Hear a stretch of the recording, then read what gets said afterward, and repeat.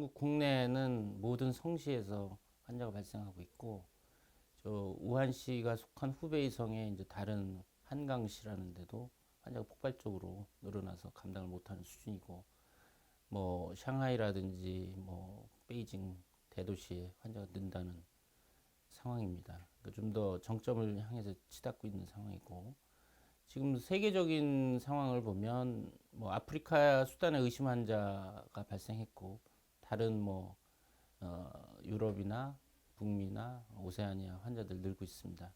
좀 더 심각한 것은 중국을 여행하고 확진된 환자들이 자국으로 돌아가서 그 지역사회의 2차 감염 사례들이 일본, 대만, 또 독일, 베트남에서 이제 보고되고 있습니다. 그러니까 대표적으로 일본 같은 경우에 이제 중국 여행 우한시에서 온 여행객들을 태우고 다녔던 운전수가 걸린 바가 있고, 또 지난 밤 사이에 이제 그 여행 가이드가 또 걸렸다라는 소식이 왔습니다. 그러니까 이 얘기가 상당히 시사하는 바가 있고, 우리나라도 지금 그 세 번째, 네 번째 환자분이 지역사회 접촉자 중에서 감염자가 생길 수 있을 가능성이 있기 때문에 면밀하게 이제 주시해 봐야 되는 상황입니다.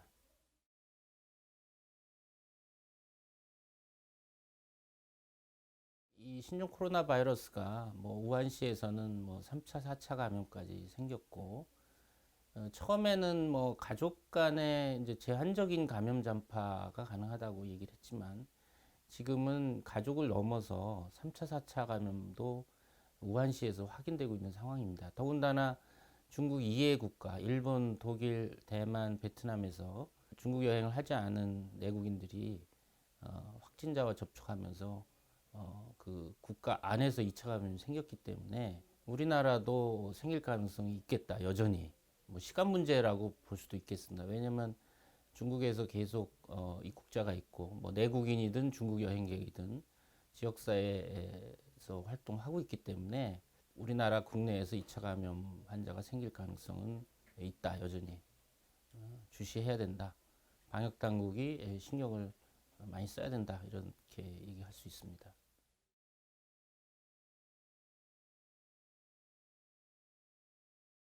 아산과 진천의 이제 격리시설을 이용해서 2주간 그 잠복기 있는 분들을 수용하고 이제 관찰하겠다. 사실 일반 주민들이 그 뭐 수백 미터 떨어져 있기 때문에 안전하게 격리돼 있어서 과학적으로는 불안해할 근거는 없습니다. 이제 문제는 제가 생각하기에는 정부가 사전에 충분히 주민들한테 설명할 기회가 있었을 텐데 설명이 안 됐다라는 좀 부분이 문제가 될 수가 있고, 또 하나는 이것은 뭐 2003년 사스 때부터, 그때 당시에도 사스 의심 환자를 이제 시내 시립병원에 격리 치료를 하고 있는 상황에서 주변 주민들이 그 병원 주변 거리에 나와서 반대 시위를 한 바가 있어요.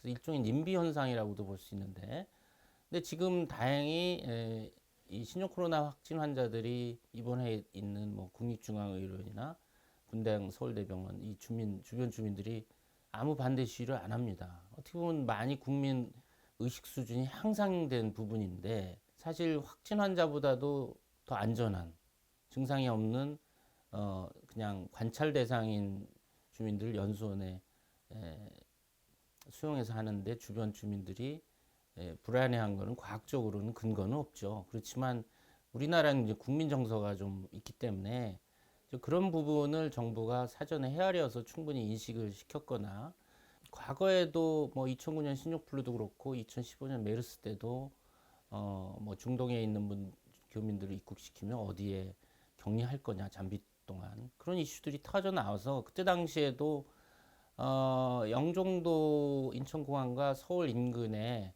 좀 애진 산속이나 이런데 임시 수용시설을 좀 만들어 놓자. 예전에 새마을연수원이 영종도에 있을 때는 뭐 거기서 활용하자, 이런 얘기도 있었어요. 근데 그런 것들이 계속 반복돼 왔고, 앞으로도 그런 일들이 예견됐으면 미리 준비를 해놨어야 된다는 거죠. 제 얘기는. 이런 일이 있기 전에 신종감염병이 유행이 되면, 전 세계로 유행되면 해외에 있는 국민들을 당분간 격리할 시설들이 좀 애딴 곳에 안전하게 이런 이슈는 항상 불거지게 마련이거든요. 그렇음에도 이제 그런 교훈을 받아서 미리 주민들이 두려워하지 않고 안전한 시설을 미리 확보해 놓지 않았다라는 점에서 안타까움이 있습니다. 항상 터지고 나면 부랴부랴하고 끝나고 나면 잊고 또 반복하는 것이 아닌가 이번 상황도 그런 측면에서 정부가 좀 사전에 준비하고 설명하지 않았다는 측면에서 상당히 아쉬움이 있다라고 생각이 됩니다.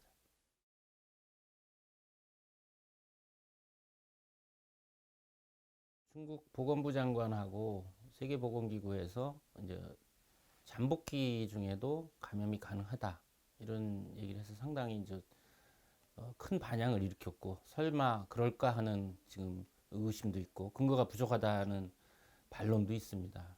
그래서 이제 우리가 잠복기라는 정의를 명확히 아실 필요가 있는데 확진 환자가 있고 주변에 이제 밀접 접촉자가 있다라는 상황에서 확진 환자가 열나고 기침하면서 재채기를 통해서 호흡기 비말, 뭐 그 물방울 안에 바이러스가 상대방 주변에 있는 분의 접촉자의 이제 코나 눈이 점막으로 감염이 되면 즉시로 증상이 나타나는 것이 아닙니다. 왜냐하면 호흡기에 들어간 바이러스가 숫자가 처음에 뭐 10마리라면 그것이 증식을 해서 뭐 10만 마리가 되고 어느 정도 일정 숫자가 돼서 우리 면역 시스템이 감지를 하고 싸울 때 열이 나고 증상이 나옵니다.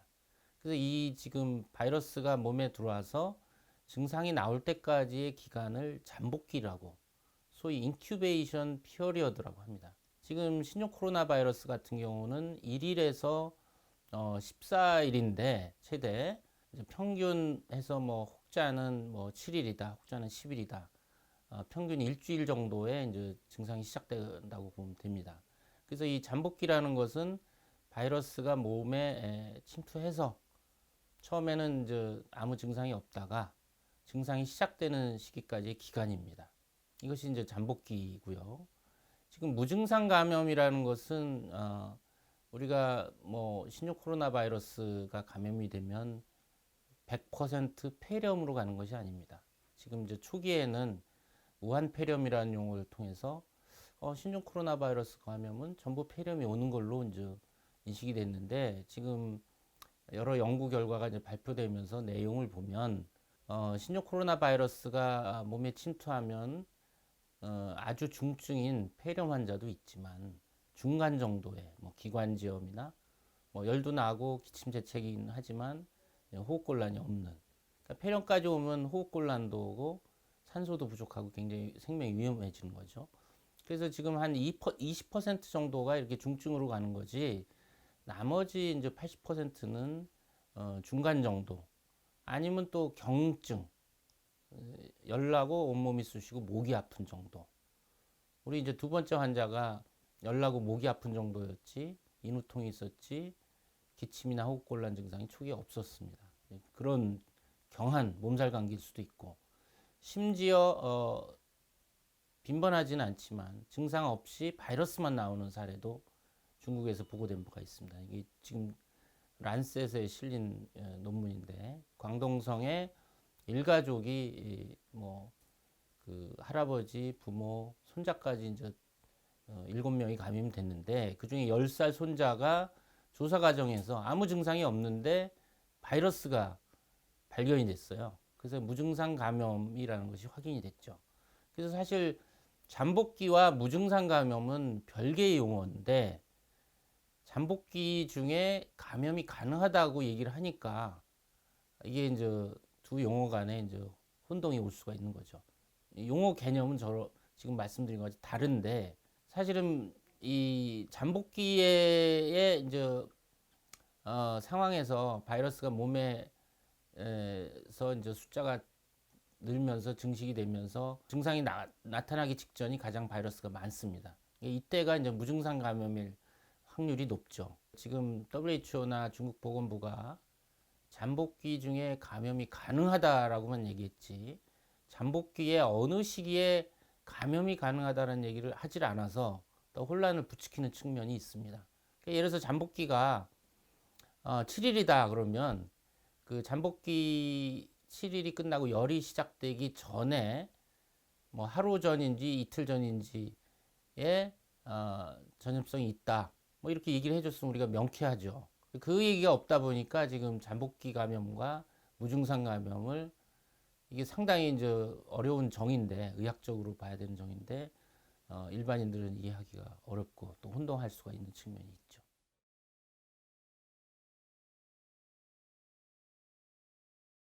일반적으로 대부분의 감염병은 잠복기 중에는 감염을 일으키지 않습니다. 그런데 예외가 있어요, 항상. 우리가 이제 홍역이나 수두나 인플루엔자 같은 경우는 특히 인플루엔자 독감의 경우는 열이 나기 시작하기 전에 하루나 이틀 전에 전염성이 있어요. 그러니까 지금 이 우한 신종 코로나 바이러스의 경우에 잠복기의 감염이 불가능한 건 아닙니다.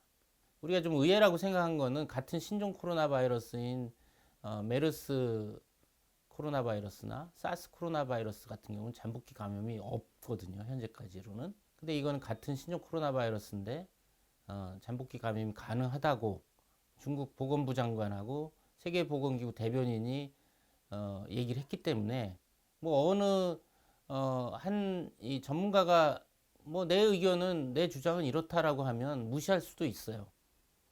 그 발표한 사람의 권위나 무게가 있기 때문에 단순히 아예 싹 이거 근거 없다라고 얘기할 수 없는 상황인 거고 아쉬운 점은 이분들이 어떤 근거를 대고서 잠복기 감염 사례가 여기 이런 것들이 있어서 우린 이렇게 알고 있다 확인할 수 있다라고 얘기했으면 우리가 이해가 쉬운데 지금 거두절미하고 이제 잠복기에 감염이 가능하고 그러므로 전파력이 빨라지고 있고 환자가 늘 것이다.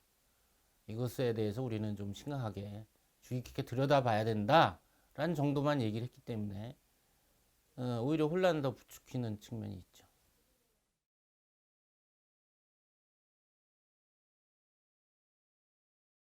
이제 그게 이제 무증상 내지 잠복기 감염의 전파가 가능하다라는 증거인데, 뭐 지금 제가 뭐 중국의 에이신 뉴스를 보면은 그 지금 후베이성 인근에 허난성이라고 있어요. 하남성이라고. 거기에서 한 명의 이제 무증상 감염자가 주변에 그 뭐 고모하고 아버지하고 2차 감염을 일으킨 사례가 있다라는 이제 단신이 나왔는데 물론 그 확인을 좀 할 필요가 있어요. 제가 확인하려고 여러모로 찾아봤는데 그 소스를 찾지는 못했어요. 그러니까 그런 사례들이 중국에 있었기 때문에 보건부 장관이 그런 얘기를 하지 않았을까. 뭐 중국 보건부 장관이면 중국에 지금 수천 명의 코로나 바이러스 환자가 있고 집단 유행이 있기 때문에 역학조사 자료를 다 갖고 있고 그걸 바탕으로 얘기했으리라고 저는 추정하기 때문에 간단히 무시할 만한 발언은 아니다. 라는 생각을 저는 하고 있고 그렇지만 어떤 직접적인 근거를 대기 전에는 이것도 확신할 수 없는 그런 상황이다는 얘기죠.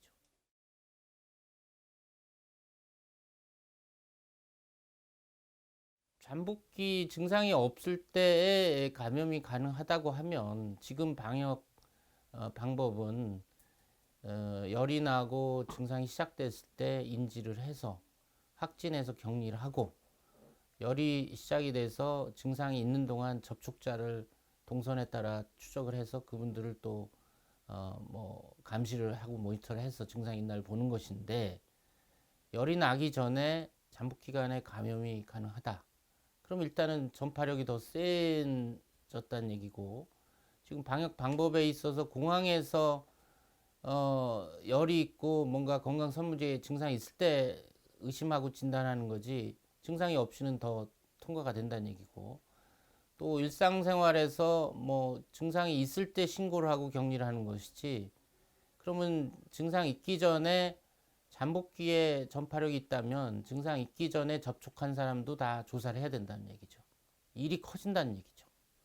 근데 이제 지금 문제는 잠복기 어느 시기에 전파력이 있는지를 알아야 되는 거잖아요. 증상이 있기 예를 들어서 이틀 전부터 전파력이 있다 그러면 증상이 있기 이틀 전에 동선도 파악하고 그때 접촉자도 또 찾아서 14일간 모니터해야 되는 일이 된다는 거죠. 그만큼 지역사회에 2차 감염자가 발생할 가능성이 올라가는 것이고 방역이 더 어려워지는 더 많은 접촉자를 동선에 따라서 찾아내야 되고 모니터해야 되기 때문에 그 노력이 더 많이 소요된다는 그런 문제가 있는 거죠.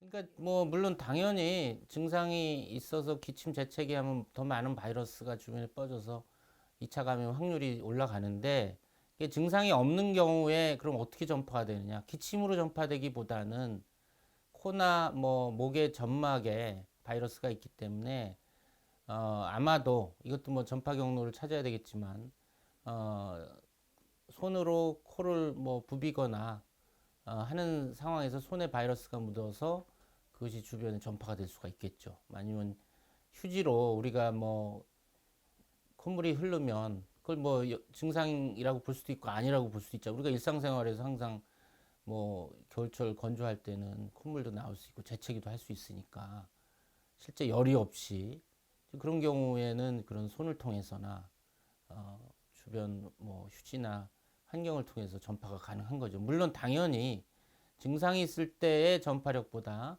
잠복기 증상이 없을 때 전파력은 현저히 낮을 것이기 때문에 그 위험이 크진 않을 거다. 상당히 낮을 거다라는 예상은 하지만 아예 없다라고 얘기를 못하는 상황이기 때문에 이제 지금 이슈가 되는 거라고 봅니다.